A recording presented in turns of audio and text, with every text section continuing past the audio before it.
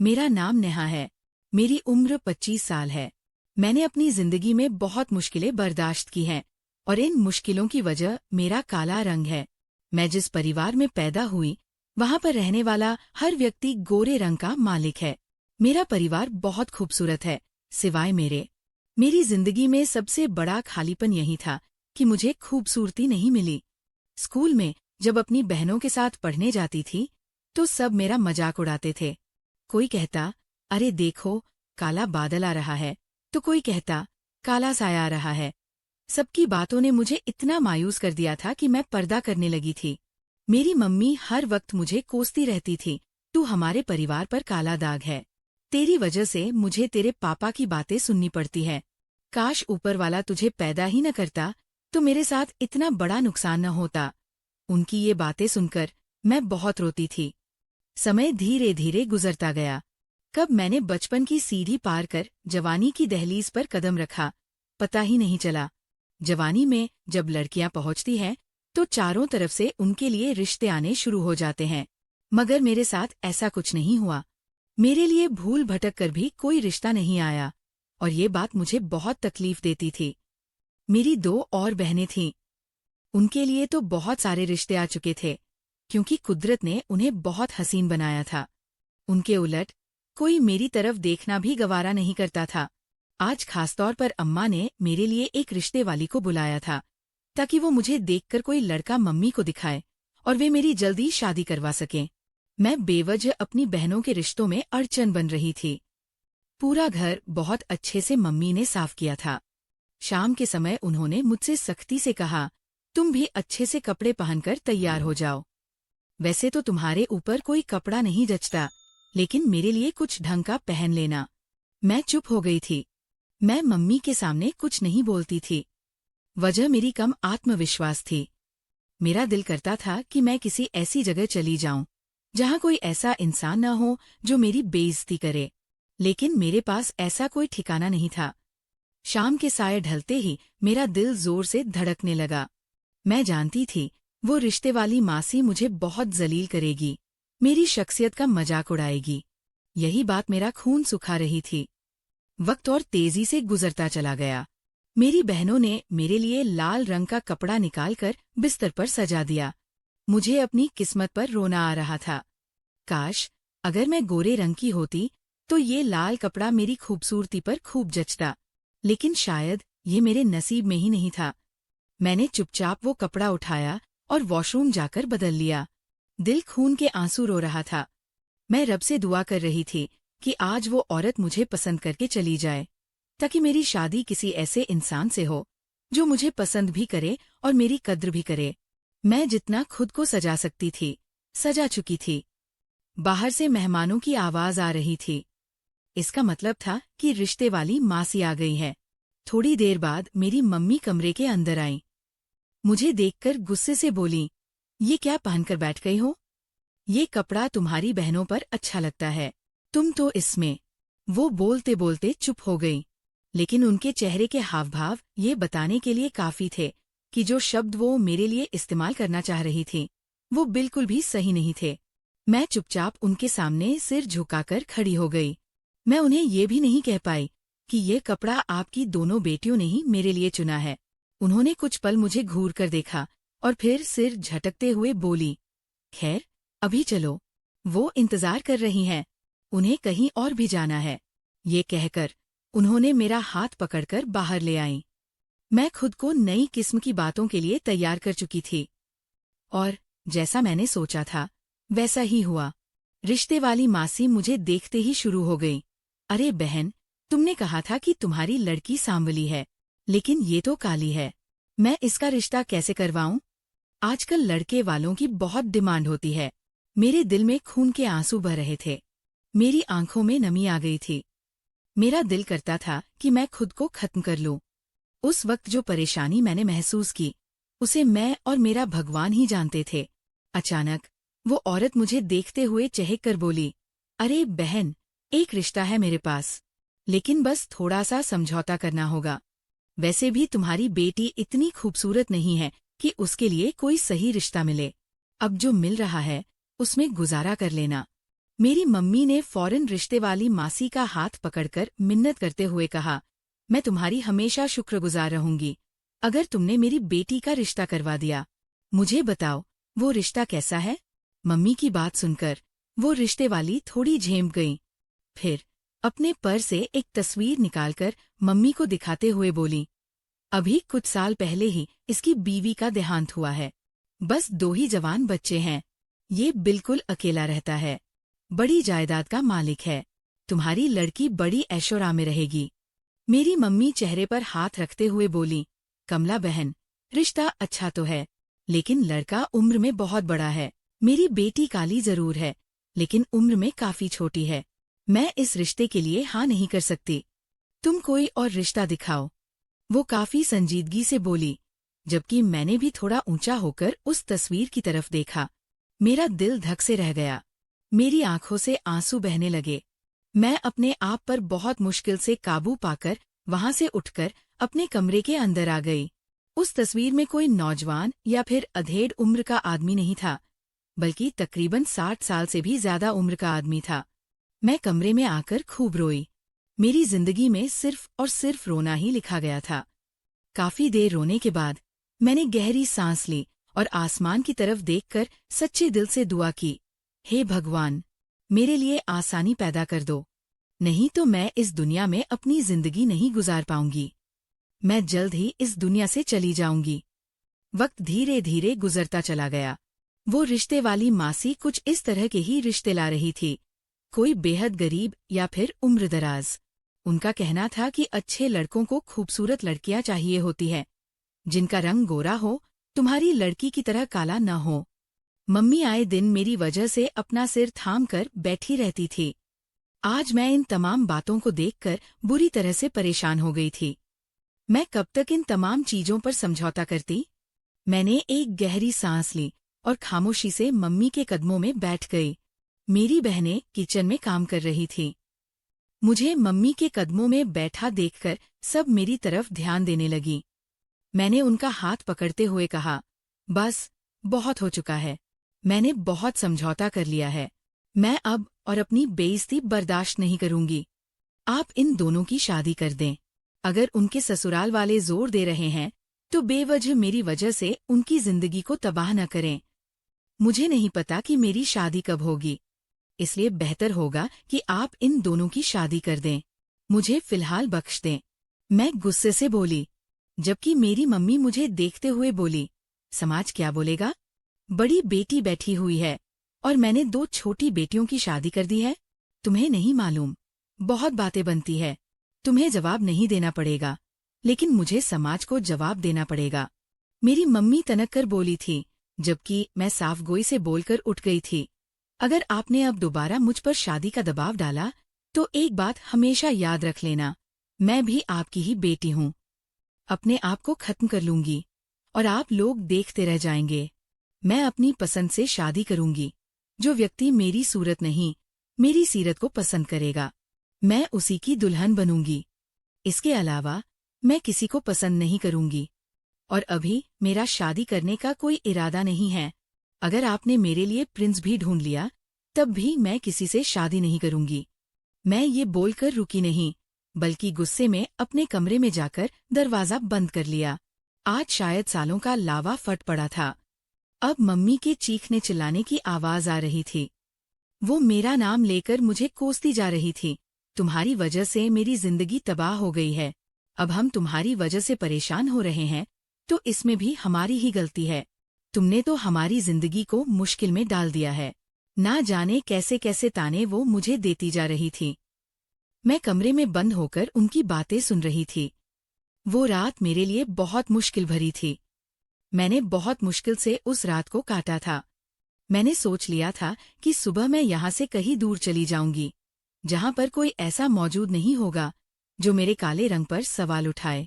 लेकिन मुझे नहीं पता था कि मेरा ये कदम मेरे लिए कितनी मुश्किलें खड़ी करने वाला है। सुबह का सूरज उगते ही मैंने अपना सामान बांध लिया था। मैं अपने कमरे से बाहर आ गई थी। मम्मी किचन में खड़ी पापा के लिए नाश्ता तैयार कर रही थी। बहनें यूनिवर्सिटी जाने की तैयारी कर रही थीं।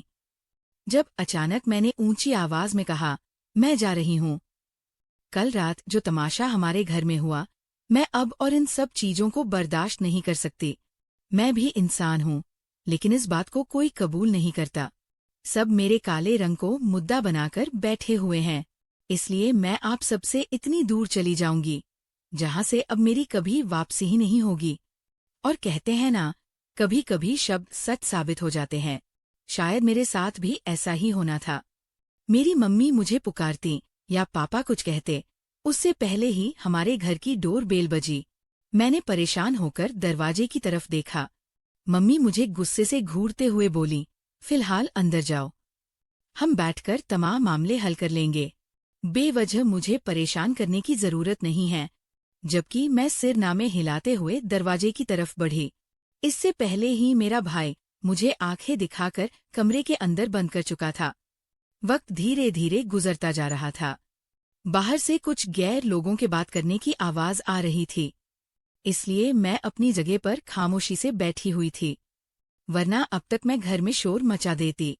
मैंने आज से पहले कभी भी इस तरह का अंदाज नहीं अपनाया था, बल्कि जब भी मेरी मम्मी मुझे कुछ सुनाती थी या बहनें कभी जलील कर रही होती थीं, तो मैं हमेशा सिर झुकाकर उनकी बातें बर्दाश्त कर लेती थी।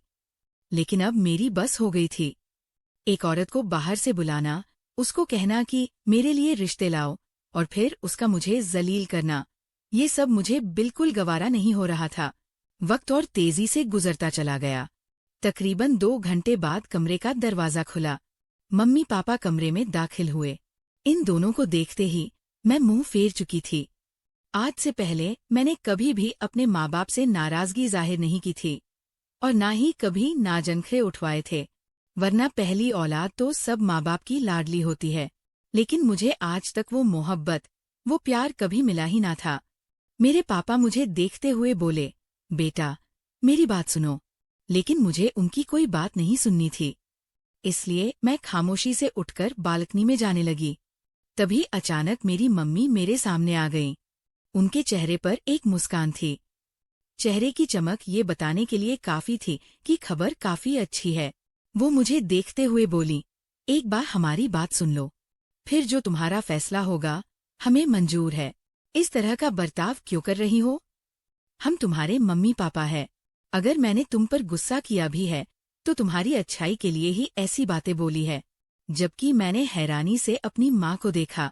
किसी की बेइज्जती करना उनकी नजर में अच्छाई थी? फिलहाल मैं खामोश थी। वो मुझे देखते हुए बोली, तुम्हारे लिए एक बहुत अच्छे घर से रिश्ता आया है। लड़के का नाम राज खुराना है। काम बहुत अच्छा है, बड़े घर का मालिक है। दावा करता है कि तुमसे मोहब्बत कर बैठा है।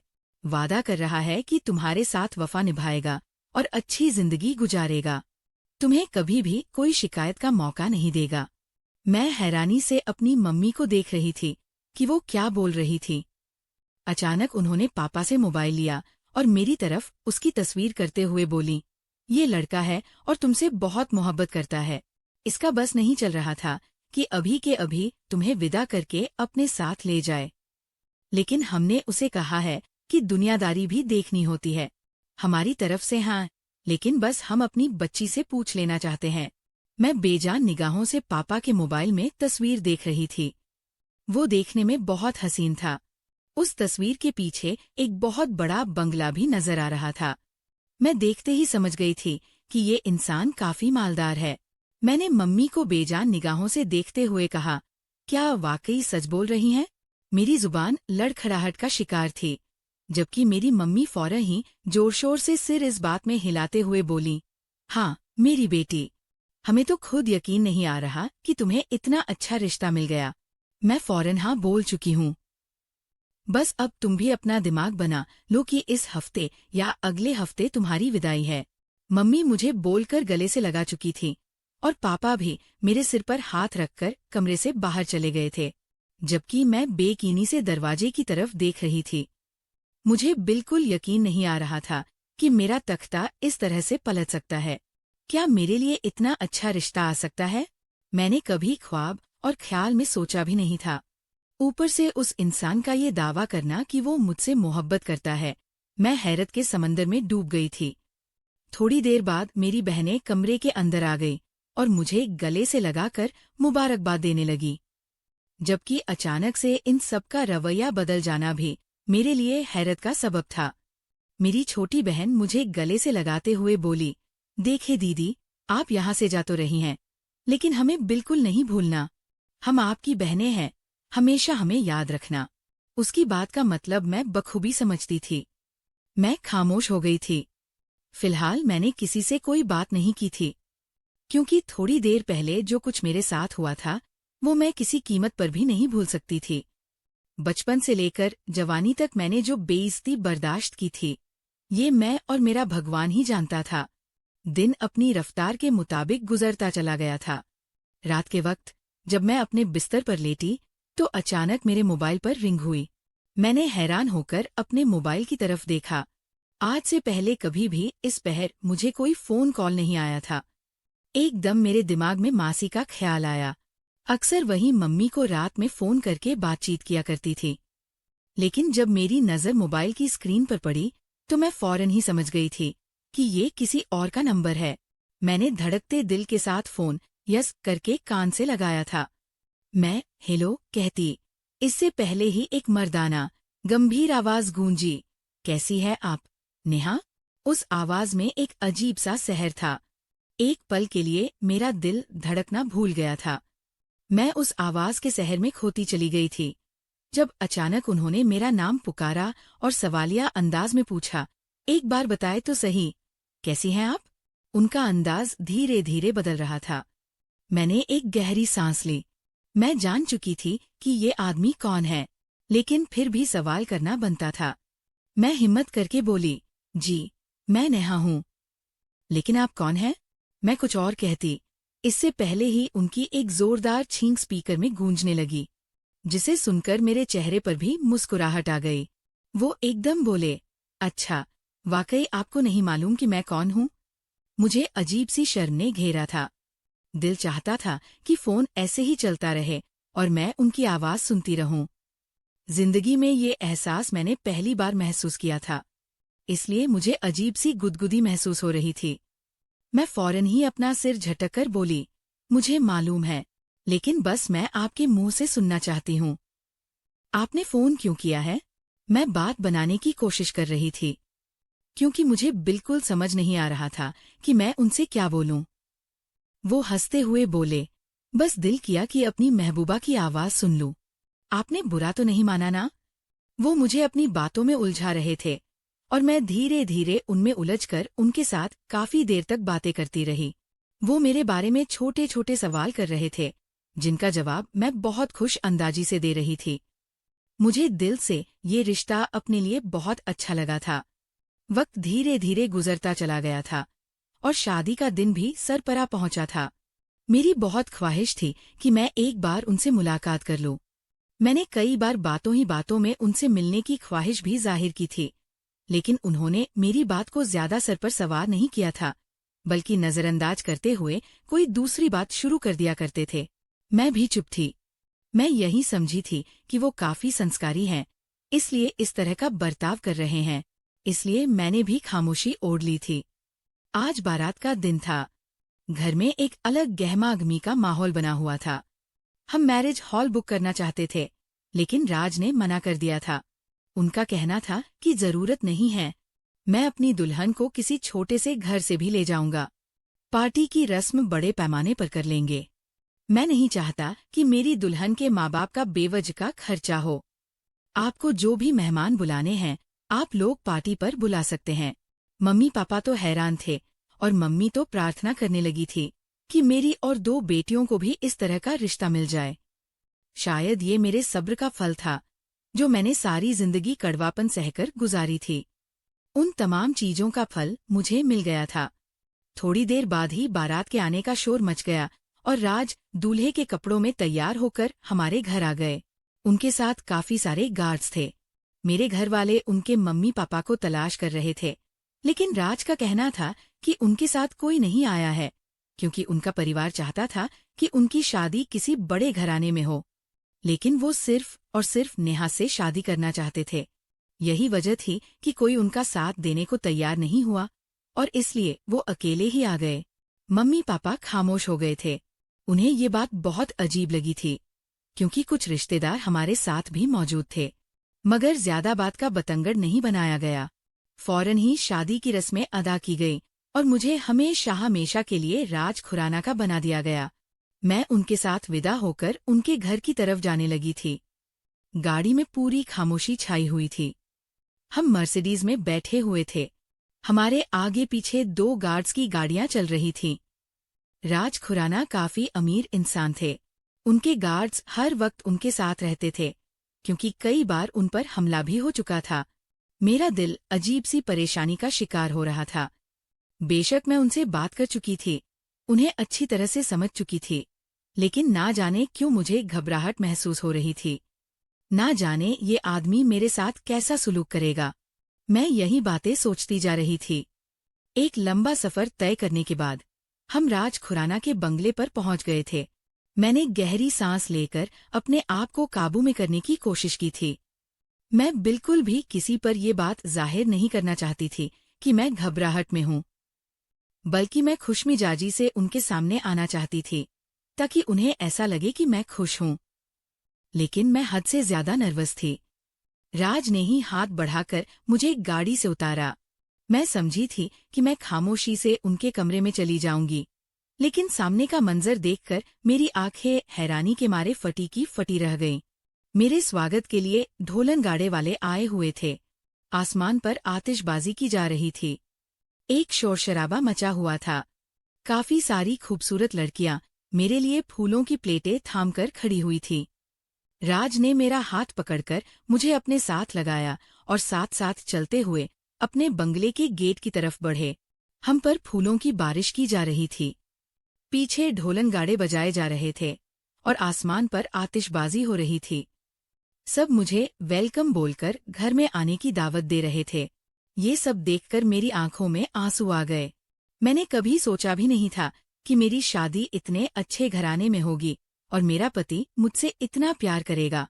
राज मेरा हाथ थामकर घर में दाखिल हुए और सबके बीच मेरी कमर पर हाथ रखकर मेरे साथ नृत्य करने लगे। इतने लोगों के बीच मुझे नृत्य करने में काफी शर्म आ रही थी, लेकिन उनके चेहरे पर मौजूद मुस्कान और उनका जोश देखकर मैं खामोशी से सिर झुकाकर उनके साथ हल्के हल्के नृत्य करने लगी। काफी देर तक वो मेरे साथ नृत्य करते रहे। लोग हमारी तारीफ कर रहे थे। फूलों की पंखुड़ियां बरसाई जा रही थी। और फिर अचानक उन्होंने मुझे अपनी बाहों में उठा लिया। सबके बीच मेरे माथे पर प्यार भरा किस देकर बोले, मेरी पत्नी सबसे ज्यादा खूबसूरत है। ये मेरे लिए मेरा सब कुछ है। ये कहकर उन्होंने अपने कदम ऊपर की तरफ बढ़ाए, जबकि मैं अपनी किस्मत पर फख्र कर रही थी। ये मेरे साथ अचानक से हुआ क्या था, मेरी समझ से बाहर था। इंसान की जिंदगी में अगर इस तरह का बदलाव आ जाए तो वो हैरान हो जाता है। ऐसा ही हाल मेरा था। वो मुझे लेकर कमरे के अंदर दाखिल हुए। जब सामने का मंजर देखा तो मैं और भी ज्यादा हैरानी के समंदर में डूब गई। जमीन पर फूलों की पंखुड़ियां बिखरी हुई थी। बिस्तर खूबसूरती से सजाया गया था। हर तरफ फूलों की भीनी भीनी खुशबू आ रही थी। मैं कमरे की सजावट देखकर कुछ पल के लिए अपनी जगह पर खड़ी रह गई थी। तभी उन्होंने मुझे अपनी तरफ इशारा किया। वो रात मेरी जिंदगी की सबसे खूबसूरत रात थी। मैंने कभी सोचा नहीं था कि मेरी जिंदगी में इतना मोहब्बत करने वाला शख्स आएगा। उन्होंने मुझे पल पल इस बात का एहसास दिलाया कि मैं उनके लिए कितनी ज्यादा कीमती हूँ। अगली सुबह का सूरज पूरी हद से रोशन हुआ था। मैं और मेरा पति दोनों ही गहरी नींद सो रहे थे, जब अचानक हमारे कमरे के दरवाजे पर दस्तक हुई। राज ही पहले जागे और सवालिया लहजे में बोले, कौन है? मालूम नहीं कि हम सो रहे हैं। तभी मेरी बहन की चहकती हुई आवाज आई, जी, हम आए हैं आपके लिए नाश्ता लेकर। उठ जाइए, हम लोग मेज पर आपका इंतजार कर रहे हैं। अपनी बहन की आवाज सुनकर मेरी भी आँख खुल गई। राज कुछ कहते इससे पहले ही मैंने बोला, ठीक है छोटी, हम तैयार होकर आते हैं, थोड़ा सा इंतजार कर लो। राज मुझे देखकर मुस्कुराए। मैंने शर्मा कर नजरें नीचे कर ली और धीमी आवाज में बोली, हमारे परिवार में ये रस्म है, शादी की सुबह दुल्हन के घर नाश्ता जाता है। आप तैयार हो जाएं, मम्मी पापा आपका इंतजार कर रहे होंगे। फिर ये बोलकर चुप हो गई। वो सिर हिलाकर ड्रेसिंग रूम चले गए। मैं हद से ज्यादा खुश थी। मेरे चेहरे पर मौजूद खुशी ये बताने के लिए काफी थी कि आज मेरी जिंदगी का सबसे हसीन दिन है। मैं जल्दी से उठकर वॉशरूम गई।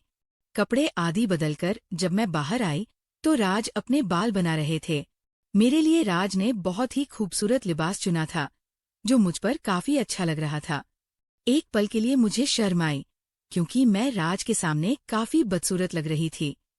लेकिन राज ने मुझे अपने सीने से लगाया और मेरे माथे पर एक मोहब्बत भरा किस देते हुए बोले, खबरदार जो तुमने अपने बारे में कुछ भी उल्टी सीधी सोच पाली।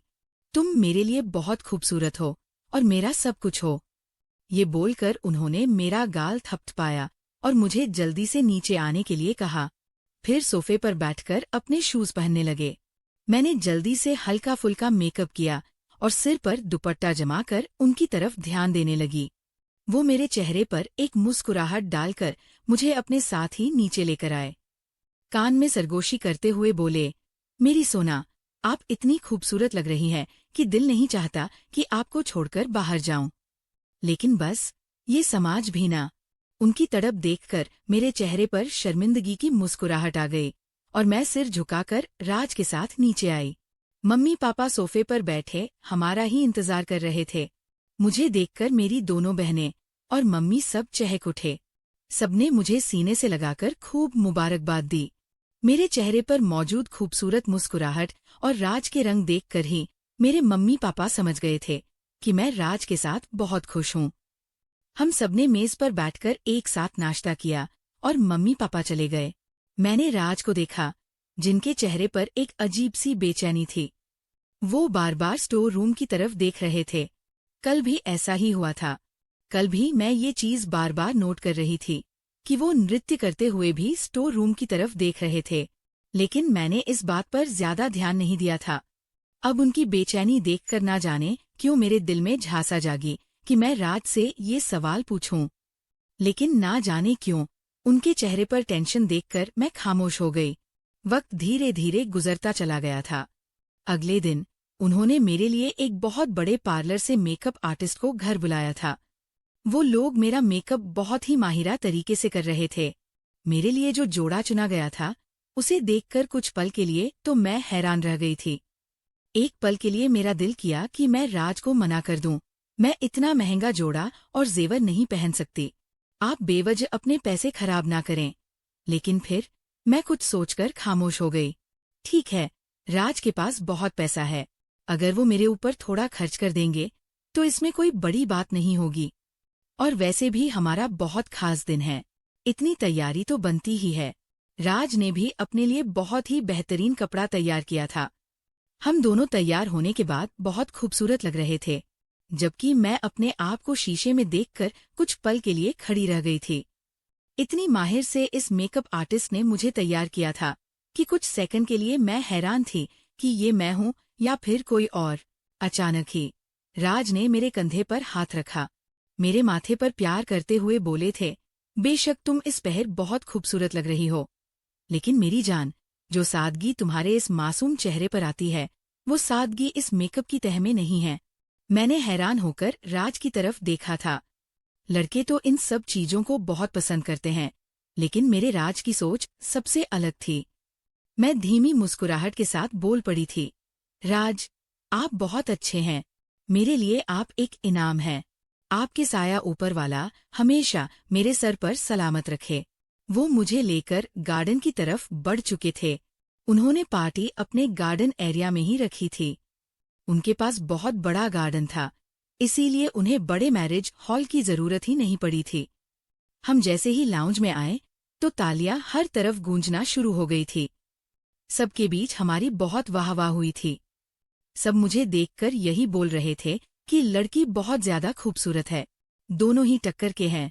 राज ने मुझे इतनी खूबसूरती से सजाया था कि मुझे अब उनके साथ खड़े होने में भी शर्म महसूस नहीं हो रही थी, बल्कि मैं खुशी खुशी उनके साथ हर तरफ चहकती फिर रही थी। मेरे चेहरे पर एक मुस्कुराहट थी। हर कोई मेरी तारीफ कर रहा था और यही चीज मुझे खुश करने के लिए काफी थी। अचानक ही मेरी निगाह राज पर गई थी, जो लगातार स्टोर रूम की तरफ ही देख रहे थे। मेरा दिल किया कि मैं उनके पास जाऊं और उनसे ये सवाल करूं, सब खैरियत है? आप कल से इस स्टोर रूम को इतनी हसरत भरी निगाहों से क्यों देख रहे हैं? कोई बात हो गई है क्या? लेकिन हमेशा की तरह मैं चुप रही थी। अभी हम दोनों के बीच बहुत झिझक थी। राज तो फिर भी खुलकर मुझसे हर बात कर लिया करते थे, लेकिन मैं इतनी शर्मो हया के कारण सिर झुकाकर खामोश रहती थी। वक्त धीरे धीरे गुजरता चला गया था। राज मुझसे बहुत प्यार करते थे। उन्होंने पल पल मुझे इस बात का एहसास दिलाया था कि मैं उनके लिए बहुत ज्यादा जरूरी हूँ। उन्होंने मेरी हर ख्वाहिश को पूरा किया था। मेरे लिए बहुत अच्छे कपड़े तैयार कराए थे, मेकअप का सामान रखा था। एक मेकअप आर्टिस्ट हर वक्त मेरे साथ रखा था कि अगर मेरी बीवी को कहीं जाना हो तो उसे तुम ही तैयार करोगे, जबकि मैं ये सब पाकर बहुत खुश थी। मैंने धीमी आवाज में राज से अपनी बहनों का भी जिक्र किया था। आप अपनी तरह ही मेरी बहनों के लिए भी अच्छे रिश्ते तलाश कर लीजिएगा, आपकी बहुत मेहरबानी होगी। राज ने मुझसे वादा किया था, मुझसे जितना हो सकेगा मैं करूंगा। राज अक्सर रात के वक्त अचानक कमरे से गायब हो जाते थे। आज भी ऐसा ही हुआ था। काफी देर मेरे साथ वक्त बिताकर वो अचानक कमरे से चले गए थे। मैं हैरान थी। एक पल के लिए मेरा दिल किया कि उनके पीछे जाकर देखूं, वे कहाँ गए हैं। लेकिन फिर मैंने ये सोचकर सिर झटका दिया कि सर्दियां हद से ज्यादा है, कंबल से बाहर निकलूंगी तो गुस्सा करेंगे। वो हद से ज्यादा मेरा ख्याल रखने लगे थे, बिल्कुल भी मेरे मामले में कमी बर्दाश्त नहीं करते थे। वो वाकया आज भी मेरी आंखों में नक्श है, जब मैं एक नौकर के साथ जल्दी जल्दी राज के लिए सज रही थी। अचानक उस मासूम औरत से मेरे कपड़ों पर चाय गिर गई थी। भगवान का शुक्र था कि मैं उस वक्त पीछे हो गई थी, वरना मैं जल भी सकती थी। इस पहर राज ने बिना सोचे समझे उस नौकर के मुंह पर एक थप्पड़ मार दिया था और उसे नौकरी से भी निकाल दिया था। मैंने बहुत मना किया था, उन्हें समझाया था कि मैं बिल्कुल ठीक हूँ, लेकिन उन्होंने मेरी एक बात भी नहीं सुनी थी। उनका कहना था, अगर तुम्हें कुछ हो जाता तो मैं क्या करता, जबकि मैं हैरान थी। उस दिन का दिन था। मैं हर चीज बहुत संभाल कर करती थी, क्योंकि मैंने समझ लिया था कि मेरे पति मुझसे बहुत प्यार करते हैं और मुझे बिल्कुल भी तकलीफ में बर्दाश्त नहीं कर सकते। लेकिन ना जाने क्यों मेरे दिल में बार बार एक ख्वाहिश सी जाग रही थी कि मैं आज बाहर जाऊं और राज को देखूं कि वे क्या कर रहे हैं। इसीलिए मैंने हिम्मत करके अपने कदम बाहर की तरफ बढ़ाए थे। राज लाउंज में बैठे ना जाने किससे बात कर रहे थे कि एक पल के लिए मैं हैरान रह गई थी। अचानक ही वो अपनी जगह से खड़े हुए थे। मैं फौरन ही दीवार की ओट में हो गई थी। वो कदम बकदम चलते हुए स्टोर रूम की तरफ चले गए थे। स्टोर रूम के दरवाजे पर खड़े होकर उन्होंने गहरी सांस ली थी और फिर दरवाजा खोलकर अंदर दाखिल हो गए थे। मेरे दरवाजा खुला हुआ महसूस किया था, इसीलिए मैं भी उनके पीछे ही चल पड़ी थी। और जब मैंने दरवाजा खोलकर अपने कदम अंदर की तरफ बढ़ाए तो सामने का मंजर देखकर मेरी आंखों में आंसू आ गए थे। मेरा दिल धड़कना भूल गया था। राज एक बूढ़ी औरत के पैरों में बैठे उन्हें नम आंखों से देख रहे थे, जबकि वो बूढ़ी औरत राज के सिर पर धीरे धीरे हाथ फेर रही थी। वो सांवले रंग की मालकिन थी, चेहरा पर झुर्रियां थी। राज, ये सब क्या है? इस औरत की शक्ल हूबहू राज जैसी थी, इसीलिए मुझे एकदम एक अजीब सा महसूस हुआ था। मेरी आवाज सुनकर राज ने झटके से मेरी तरफ देखा था और सख्ती से बोले थे, अपने कमरे के अंदर जाओ। मैंने सिर नामे हिलाते हुए उनके पास आ गई थी और उनके करीब घुटनों के बल बैठते हुए बोली थी, राज, ये सब क्या है? आप इस स्टोर रूम में बार बार क्यों आते हैं? और ये औरत कौन है? मैं और कुछ कहती, उस औरत ने उससे पहले ही मेरे सिर पर हाथ रखा था और फिर जो बात उन्होंने कही वो सुनकर मेरी आंखों में आंसू आ गए थे। वो कहने लगी, मैं राज की माँ हूँ, लेकिन मुझसे एक कत्ल हो गया था, इसीलिए राज ने दुनिया के सामने मुझे मारकर इस स्टोर रूम में रखा हुआ है ताकि किसी को पता ना चल सके कि मैं जिंदा हूँ। उनकी बात सुनकर मैं हैरान रह गई थी और फिर आगे की कहानी जब राज ने मुझे बताई तो मैं कुछ सेकंड के लिए कुछ बोल ही नहीं पाई थी। राज का कहना था, मेरी माँ की रंगत तुम्हारी तरह सांवली थी। लोग उनका बहुत मजाक बनाते थे। पापा ने इन तमाम चीजों से तंग आकर दूसरी शादी कर ली थी। उनकी दूसरी बीवी बहुत खूबसूरत थी, वो माँ को बहुत तकलीफ पहुंचाती थी। उनके सामने ही मुझे जलील करती थी। पापा को जब मैं ये सब बताता था तो वो भी मुझसे खफा हो जाया करते थे। ये सब बातें मेरे लिए बहुत परेशान कर देने वाली थी। मैं घंटों रोया करता था और मेरी माँ से ये सब चीजें बिल्कुल बर्दाश्त नहीं होती थी। इसीलिए उन्होंने एक दिन तंग आकर पापा की वाइफ का कत्ल कर दिया था, जबकि ये बात तुम्हारी तरह सब जगह फैल गई थी। सबने साफ दिया था कि मेरी माँ को फांसी होगी। जज साहब ने भी यही ऑर्डर जारी किया था, लेकिन मेरी मम्मी के भाई ने अंदर ही अंदर तमाम चीजों को संभालकर मम्मी को चुपचाप रिहा करवा दिया था। दुनिया के सामने तो मेरी माँ को मार दिया गया था, लेकिन मेरी माँ जिंदा थी। काफी अरसे तक वो मामा के घर छुप कर रही थी, लेकिन वहां उनका रहना मुश्किल होता जा रहा था। धीरे धीरे मैं भी अपने पैरों पर खड़ा हो गया। ऊपर वाले ने मेरा हाथ पकड़ लिया और मुझे बुलंदियों की ऊंचाई पर पहुंचा दिया। लेकिन मम्मी इस तरह घर में घूम फिर कर नहीं रह सकती, इसीलिए मैंने उन्हें इस स्टोर रूम में रखा हुआ है, ताकि सबको यही लगे कि यहाँ पर महज बेकार सामान के अलावा और कुछ नहीं है। एक दिन मैंने तुम्हें रास्ते में देखा था। तुम्हारी मम्मी तुम्हें सांवले रंग पर बहुत ज्यादा जलील कर रही थी। उस पल तुम्हारे ऊपर मुझे मेरी माँ नजर आई थी, और उसी पल मैंने ठान लिया था कि मैं तुमसे शादी करूंगा और तुम्हें इतनी मोहब्बत दूंगा कि ये दुनिया हैरान रह जाएगी, और फिर लोगों को समझ आएगा कि काला रंग कोई मायने नहीं रखता। इंसान की सीरत ही सब कुछ होती है। अपने पति की बात सुनकर मेरा दिल भर आया था और मैं उसी पल उनके सीने से लग गई थी। मैंने भी उनसे वादा किया था, मैं आपकी मम्मी का इतना ख्याल रखूंगी जितना कभी किसी बहू ने नहीं रखा होगा। बेशक इंसान बहुत अजीम हस्ती है, लेकिन कुछ इंसानों में ऐसी बातें होती है जो एक इंसान को खत्म कर देती है। ऐसा ही हाल हम सांवले रंग के लोगों का होता है। दोस्तों, इस कहानी को लेकर आपकी क्या राय है? कमेंट बॉक्स में जरूर बताएं। अगर आपको हमारी आज की कहानी पसंद आई है तो इसे लाइक करें, अपने दोस्तों के साथ शेयर करें, और हाँ, चैनल पर नए हैं तो प्लीज चैनल को जरूर सब्सक्राइब करें।